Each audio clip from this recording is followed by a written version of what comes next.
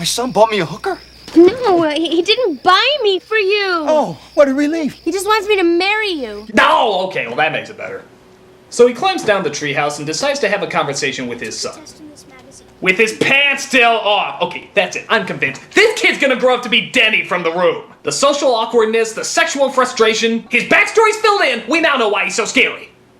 Of course, because this is contrived city. They patch things up and now he's dating a whore. Good for him. But suddenly, one of the mobster bosses, played by Malcolm McDowell, gets informed of her location and goes after her. You saw her in Middleton. Middleton? He hung up. Oh, of course, he hung up. Well, she shouldn't be too hard to find. We filled around for a while with other travellers of the night. What we were after now was the old surprise visit.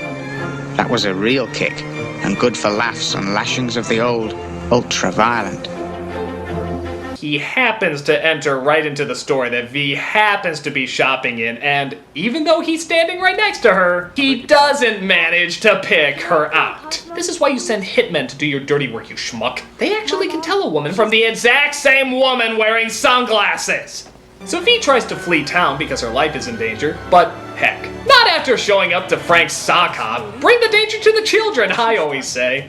Ed Harris tries to meet up with her, but unfortunately McDowell recognizes her car more than he does her and follows him. What are you gonna do? I'm going to the sock up. Oh, I'm sorry, I don't think they have a sock up here. You might want to go on the street to the ocean. Oh.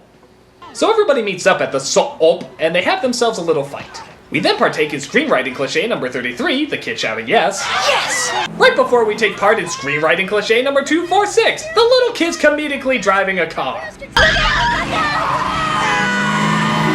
The wheel falls off, and yet somehow they're still able to keep driving straight and then suddenly turn, outwitting the bad guy as V escapes. We see later that she goes to the crime boss of the crime boss, I guess, and sees if she can get out of working for them. Now, of course, this has to be a very risky, very hard to do process, or else she clearly could have just done this from the beginning. I want out. Goodbye, my child. Well, to say that was disgustingly easy would be an insult to those who work hard to do things that are disgustingly easy. But wait, what about Ed Harris? Oh, apparently he chained himself to a chair to stop a big hunk of wetland from being bulldozed. This was probably explained while you were marveling over the stupidity of the other scenes, so we most likely missed it. When this place goes, part of me goes with it. I'll go to jail. Tom, you're under arrest. Dad! Sorry, boy. Wet pieces of grass mean much more to me than ever trying to raise you as my son. Didn't look like I was doing a very good job anyway. Forget it, Charlie. He's got the right to do any damn thing he pleases. What's going on here? It's a deed to the wetlands in my name.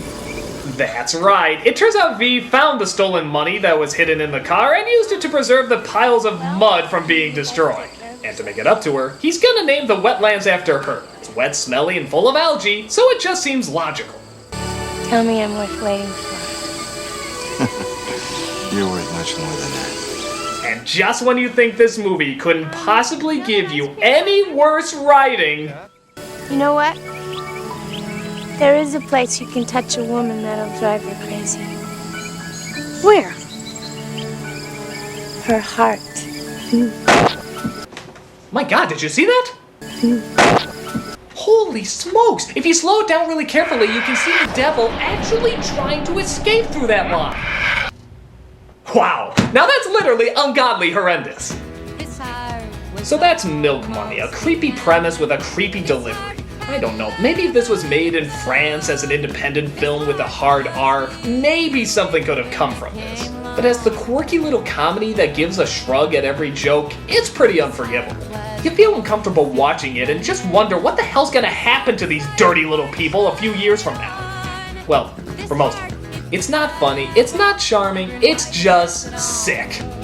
So the next time a kid tries to bring a prostitute into your classroom, just remember, it could be Melody Griffith. I'm the Nostalgia Critic guy, remember? So you don't have to.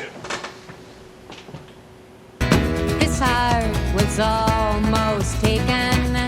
This heart had a love of its own. This heart was reawakened when you came along. This heart was born, feet running. I'm going to the sock-up.